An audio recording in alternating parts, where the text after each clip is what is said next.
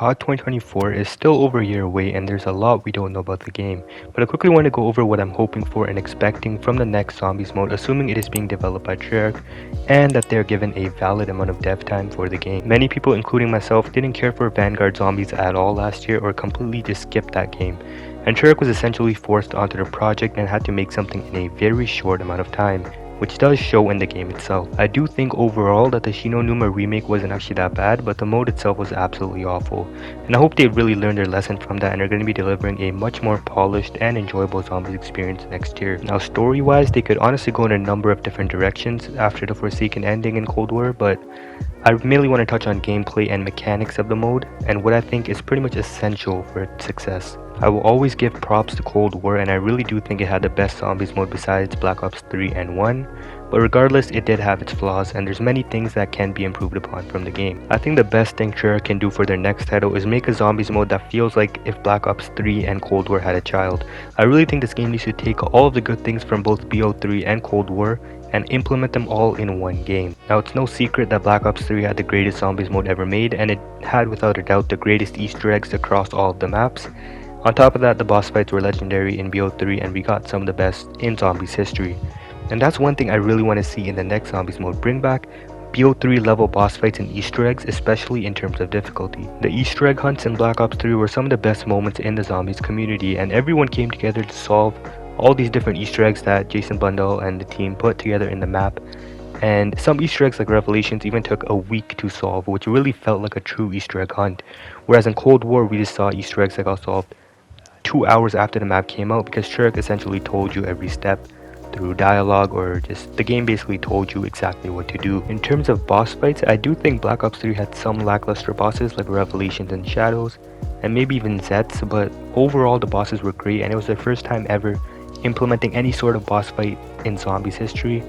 with the Horizon Rock, which honestly was a really good boss fight, and same with Garage Crovey, so I'll give them that. If they bring back those GK and DE type boss fights back into the next game, that would be amazing. And also Cold War, while it did have Firebase C, which is one of the worst boss fights, and Forsaken was a pretty mid boss fight, but it was a cool concept. I think Cold War also had some really good boss fights like Legion in Outbreak, and Mauer de Toten's boss fight Valentino was really cool, so they could definitely bring back those types of boss fights, and I would totally be fine with that. But honestly, I feel like Treyarch has done enough for the casual community in Cold War, and with COD 2024 they should really try and appeal to both audiences like they did in BO3. Don't make the game as hard as Black Ops 4, never ever make an Easter egg like Blood of the Dead or Voyage of Despair ever again, but keep the Easter eggs as difficult as Black Ops 3, where if you watch a guide, you can pretty much do any Easter egg solo. And also don't make it as easy as Cold War, where you can do literally around 100 Easter egg on your first attempt of the map. Moving on from Easter eggs and boss fights, I think one mechanic that Treyarch should really bring back from BO3 is Gobblegums. I think Gobblegums were so much better than Elixirs in BO4, and they really took a massive step back by changing the system and completely removing them in Cold War. And sure, you could say Gobblegums were pay to win, but you had a choice in using them, and the devs were so creative with them. They really spiced up the gameplay and made every game feel like a different experience with a different outcome. Another thing that Black Ops 3 did really well was having quests for all the specialist weapons. We saw the Ragnaroks, the swords, and the Skull of Nansapwe, the Gauntlet,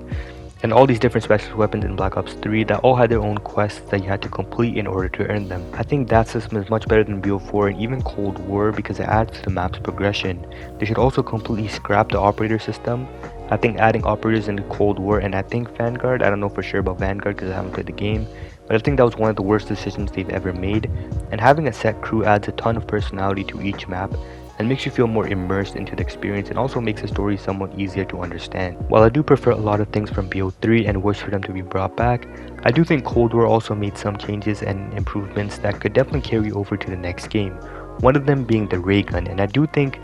the Cold War ray gun is the best we've ever seen in Zombies, and I think it should stay that way because the ray gun should function like a true wonder weapon and still be viable in the later rounds, which I think is something Cold War definitely nailed and did it right. I also do like the perk system in Cold War, but I think one thing they should get rid of is don't make the perks get more expensive every time you buy a new one. So for example, in Cold War, your first perk would always be 2500, then it would increase to 3k, then 3.5k. You just go up by 500 each time you buy a new perk, which I think is really dumb